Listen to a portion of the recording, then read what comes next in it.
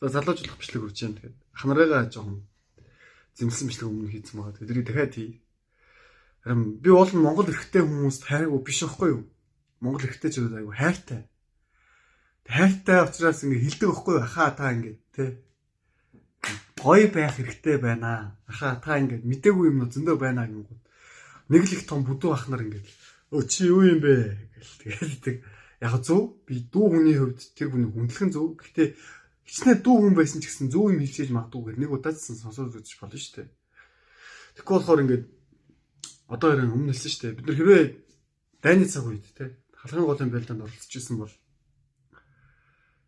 чиний амь наснаас илүү дайн их орон тусгаар тогтнод газар шороо гэдэг зүйл ингээд тавигдаа чинь хотго тулгдаг тийм муухай зүйл ихгүй юу? Дайн бол хүсээд байхаар зүйл биш. Тэ.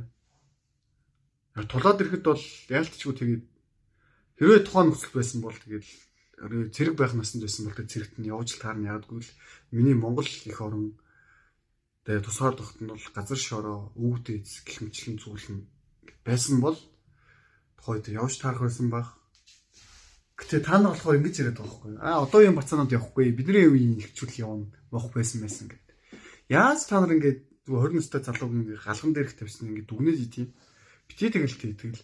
Өөрхийн ингэ залуучууд нь компьютерын дээр судлаад явж л байгаа. Тэгээ орчин үетэй ингэ амьдрах явж л байгаа. Та нар гэхдээ тэр хүмүүст амьдрал заахын тулд заа юу. Ядаж одоо миний мэдж байгаа мэдлгүүдийг төвшний мэдлийг мэдчихээ заах хэрэгтэй байхгүй юу? Чихээ эр хүн гэж хий. Бэлгийн энерги гэж юу, эмгтэн хүн гэж юу, бурхан гэж юу, би юу, хүн юу гэвчлээ олон зүйлсийг ингээд зөвхөн мэдлэг төдийгөр биш. Яг мэдээ чаддаг болчоод, ойлгодог болчоод гэд дуу хоолой хөлөрхөл болно. Тийм. Тэгэхээр аливаа нэг төвшин байгаад тэгээд хүн болгоо ингээд ир хүн болох гээд хүн болгоо амьдрал заах гэдэг юм л айгу төвхтөө санагдана. Тэг болохоор яг одоо ингээд залуу эрэгтэйчүүд ч юм уу би яал ингээд яг тэр зөвлөе гэж боддог байхгүй аль өөр байлгая гэж боддог. Гэхдээ нэг зүйл төр болохоор тэр хүмүүс алтгаасаа өмнө хин нэгний амьдралаас тоглохоос өмнө өөрийнхөө давуу тал сул талыг мэддэг байгаасаа тэг гоё өөрийгөө бүтээдэг байгаасаа бүтээсээ гадаар амьдралаа босгосоо гэж боддог байхгүй. Тийм хэрвээ тэгэхгүй бол тэгэл яах вэ? Хэцүү зүйл үлээж штэ. Ер нь бол одоо Монголыг хар. Монголд ингээд сайн зүйлсүүд зөндөө байгаа, сайхан зүйлсүүд зөндөө байгаа. Гэхдээ хажуугаар нас муухай зүйлс зөндөө байгаа. Тэгээд харин цаг хугацааны тухай нэг юм өгүүлбэр байдаг шүү дээ. Чи ингээд нэг насны хойно буруу сонгох нь ямар хэцүү байдгийг тэр хүнээс ч асуудаг шүү дээ. Муу хантай байх ямар хэцүү байдгийг муу хантай хүн л мэддэг байхгүй юу? Тэрс муу ханыг хүн мэдэхгүй. Тэгэхээр бид зөв яг тэр бүтэн мэдэхгүй ч гэсэн ямар ч л гэсэн нэг зүйлийг сайн мэдчихээн. Яг тэгэхээр хүн өөрийгөө олоод дотоод муу мухагаа эдгээгээд оюун ухаан санаагаа эдгээгээд тэгээ дээрэс нь бидээ эзэн болоод амьдрах амьдрал гэдэг бол сайн зүйл байдаг шүү. Гэтэ энэ ганцхан нэг хүн бол ингээд 1000 хашгираад нэмэргүй. Харин нэг ганцаараа биш нийтээрээ ингэж олж авч чадаад соёлын төвшин, хөгжмийн төвшин дээлчих юм бол энэ улсад хэрэгтэй шүү гэдэг юм сайн мэдж байгаа. Тийм болохоор л энэ дуу хоолойгоо байнга өсөөр.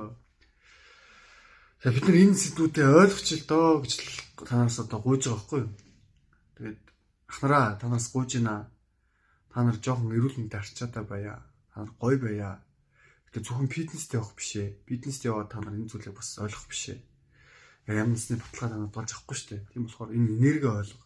Хүний бүтцээ сайн ойлго. Гэтэ хэцүүгээр биш. Зүгээр ойлгож аваад тэрийг хэрэгжүүлээ сурчих. Тэгээд амьдралд 20 минут л зарцуулаад сурчих тасгал шүү дээ. Нэг сарын дотор сурчих тасгал. Тэгээ яагаад би тийм залхуу байдгийг та нар буруу зүйлийн төлөө аягүй дайчин л байдаг өстэй. 5 өдөр болгон арх уу чаддаг өстэй заримдаа. Муу зүйлийн тухай юм дайчин байгаа юм бол сайн зүйлийн тухай ч гэсэн дайчин байгаад үзчихэлтэй. Тараас гуйж ин тэхүү. Тэгээд энэ бичлэг 5 минутанд баг урт толцсон юм шиг байна. Юу ч сан гомаар л яг үнэ. Яг би чинь одоо яг 20 эдтэй хүн штэ. Би Монгол Улсын одоо эрх баригч хүн биш.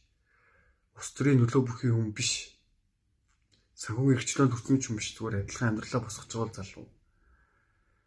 Тэгээд яг нэг өндөрлөө босгоцсон, яг нэг сайхан болцсон тийм гоё насан дээр нэг жоохон иймэрхүү зүйлсийг олоод авчих л да. Та нарт чинь тэр охтууд чинь байна. Үр хүүхэд чинь байна. Чиний амьдрал биш болсон шүү дээ. Ялангуяа 40 наснаас хойш. Тийм болохоор нэг удаач энэ уртнаас гэдгүүсэдэг бодоод үзээрэй. Амьдарч байгаа цаг үе ойлгоорой. Бити тэнийг юм шиг 21-р зуунд амьдарч иж 1945 оны дайнд тэг 2-р дэлхийн 2-р дайнд юм эсвэл 1939 оны халахын голын байлдад орхиж байгаа юм шиг бити ингэж байл та. Тим сэтгүүтэй амьдрахыг. Тэгсэн тэргүүрээ дүгнэхий. Ямар тэнийг юм бэ гэж бодохоор байх юм. Хитэрчүүл нас тэнэг байхгүй юу? Орчин үеийн залуучуудаас нэгж байгаа юм аа өөрсдөөс эхлээ бүтээж хэлтэй. Тэгээд та нар өөрсдөө нэгж бодно шүү дээ. Энийг л гуймаар байна. Тэгээ би загнаж байгаа биш. Яг бол би өөрөө 40 нас хүрчээд бас ирхэн байвал тэр үедээ бас илүү 40 нас тухай ярих боломжтой. Яасан гуйж байна. Тэгээд үзсэн нэг хүн энийг нэг бодох сэтгэлтэй эрэгтэй хүн байвал нэг удаадсан бодоод үзээ.